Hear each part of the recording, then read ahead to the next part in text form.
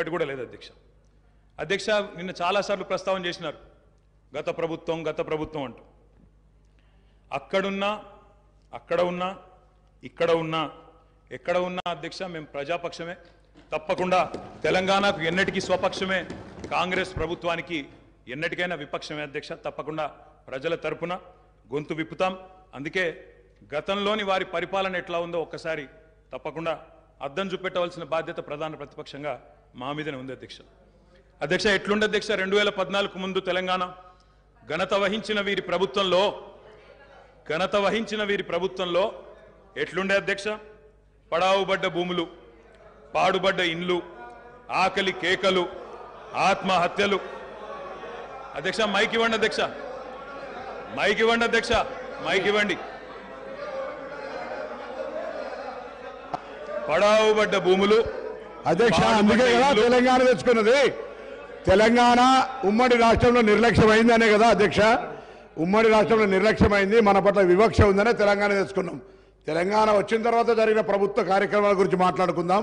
గతం గురించి, గత ఉమ్మడి రాష్ట్రంలో జరిగిన అన్యాయం జరిగిందనే కదా మేము కొట్లాడింది, అందరం కొట్లాడింది. అందుకే కదా ఇవాళ మన దాని గురించి ఎందుకు ఇవాళ మాట్లాడితే తెలంగాణ రాష్ట్రంలో తెలంగాణ ప్రభుత్వం ఏం చేసిందో మాట్లాడదాము. తెలంగాణ ప్రభుత్వం ఏం జరిగిందో, పైన పటారం లోన లోటారం ఊపర్ శర్వాణి అందరు పరిశాని తప్ప ఏం కనబడతలేదు అధ్యక్ష.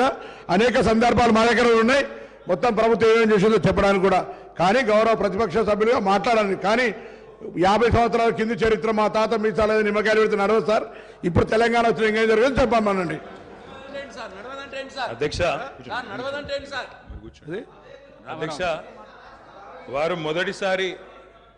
మొదటిసారి ప్రభాకర్ అన్న మొదటిసారి శాసనసభకు వచ్చిండ్రు, మొదటిసారి మంత్రి అయినారు అధ్యక్ష. కాబట్టి కొద్దిగా తొందరపడకండి అధ్యక్ష, చరిత్ర చాలా ఉంది.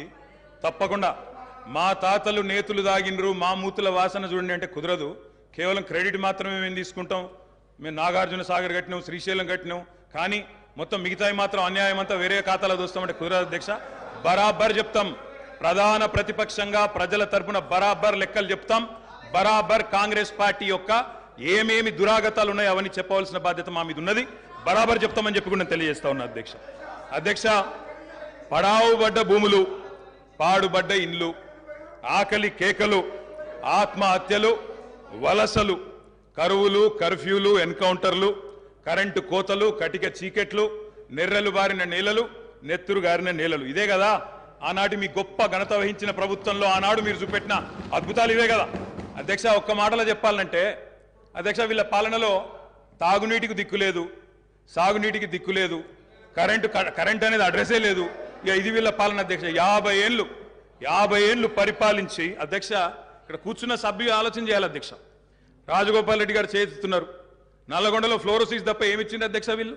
నల్లగొండలో ఫ్లోరోసిస్ తో 1,50,000 మంది నడుములు వంగరబోతుంటే మునుగోడు నియోజకవర్గంలో ఒక్కసారి నాకు ఒక కాంగ్రెస్ సభ్యుడు మాట్లాడిండు అధ్యక్ష సబ్జెక్టే మాట్లాడుతున్నా అధ్యక్ష. తర్వాత సభ్యుడికి ఇష్టం వచ్చినంత టైం ఇవ్వండి, మాట్లాడినివ్వండి, మాకు అభ్యంతరం. ఐఎమ్ నాట్ ఈల్డింగ్ అధ్యక్ష. నల్లగొండలో ఫ్లోరైడ్ బాధలు, దేవరకొండలో పసిపిల్లల అమ్మకాలు, పాత బస్తీలో మైనారిటీ తీరని బాలికల వివాహాలు, మహబూబ్ నగర్లో గంజి కేంద్రాలు, పాలమూరు నుంచే 14 లక్షల మంది వలసలు ప్రతి సంవత్సరం. అధ్యక్ష ముఖ్యమంత్రి రేవంత్ రెడ్డి గారి సొంత నియోజకవర్గం కొడంగల్లో ప్రతిరోజు 2 బస్సులు అధ్యక్ష బొంబాయికి పోయేది. కొడంగల్లో, నారాయణపేటలో, మక్తల్లో ప్రతిరోజులు 2 బస్సులు. అదేవిధంగా అధ్యక్ష ఆ బస్ స్టాండ్కు పోతే వలసలను చూసి సలసల కాగే కన్నీళ్లను గారుస్తూ ఆ భార్య పిల్లల ఏడుపులు.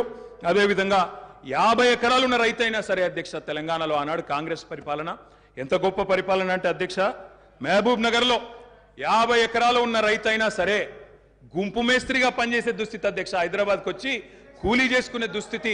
ఇది వాస్తవం అధ్యక్ష, వారికి కూడా తెలుసు. ఒక్క మాటలో చెప్పాలి అంటే